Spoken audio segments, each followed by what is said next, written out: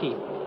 You also might note that it appears at this particular moment there's nobody else on the racetrack. Obviously, we are focused totally on this fight for the lead. But everybody else on the racetrack is running in that low groove when the leaders come around. They are paying particular attention to it, and they are staying out of the way. All cars fueled with fresh rubber and will go the rest of the way, full bore. One other thing, you can see the heat rising in the racetrack here. Driver fatigue has to play a big part in it at this time, and this the drivers are very aware of. But these men, as I said before, are really wise to it all. They're not going to make any foolish errors. It is still David Pearson leading Richard Petty, and they're in the final 2 laps of the race. This is unbelievable to see these cars this close, particularly these two men, because the crowd must be on their toes at this time to see Pearson and Petty going this way. What can possibly happen in this very last lap that's just coming up? Not to mention the 3rd and 4th battle. Right, coming down out of turn number 4, coming down past the start-finish line. And Pearson backs off for Petty. Something wrong with Pearson. Petty takes the lead. I think Pearson backed off of it. It looks almost as he ran out of petrol or something. I've never seen anything like this happen before. It could be very bad luck for him, but my goodness, what an advantage. Richard Petty. The crowd are absolutely on their feet and yelling. Richard Petty's got an enormous advantage. 300 or 400 yards, it looks like, on that back straightaway down there at almost 200 miles an hour. And there is David Pearson falling back on this very last lap of this fantastic race, but he seems to be closing up, Keith. To have stopped so suddenly, to have suddenly slowed up like that, makes me think, though, Jackie, he backed off on purpose because obviously he's still got horsepower, and he's now closed it right in behind Richard Petty as they turn and come for home.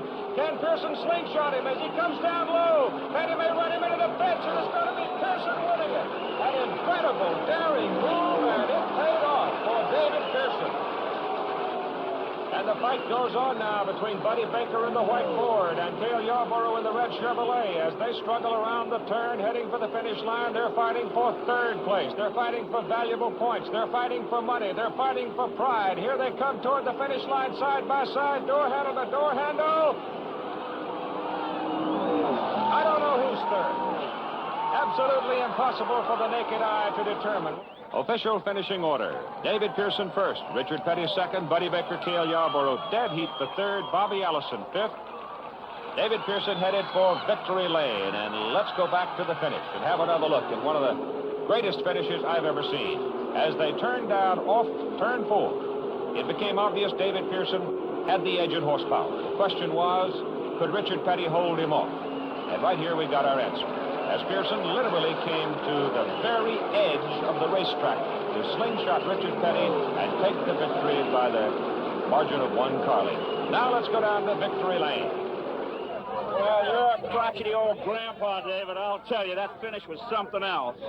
Well, Chris, I knew that if I let him stay behind me, that he would draft me and beat me, so I just backed off right there at the last flag, the white flag, and let him go on by, then I got him back, coming off the 4. You know, David, I've never seen a driver so in control of the situation as you were. Didn't you have any doubts at all that you'd win? Well, oh, yeah, I was all the time. I really didn't know for sure where I could get him back or not. In fact, I like to slow it up a little too much when I let him go by me. Well, if Richard had done that to you, would you feel a little insulted? Well, if he'd done that to me, I'd have backed off and stayed right behind him. Richard, what a finish. What exactly happened? Well, we got to the start-finish line in the last lap, and he ran off on it and let me get about 300 yards ahead, and he had enough horsepower that even going down the backstretch, he had to sort of feather out of it to keep it passing me going in the corner over there so that he could make a spectacular coming off the corner, and that's just how simple it is.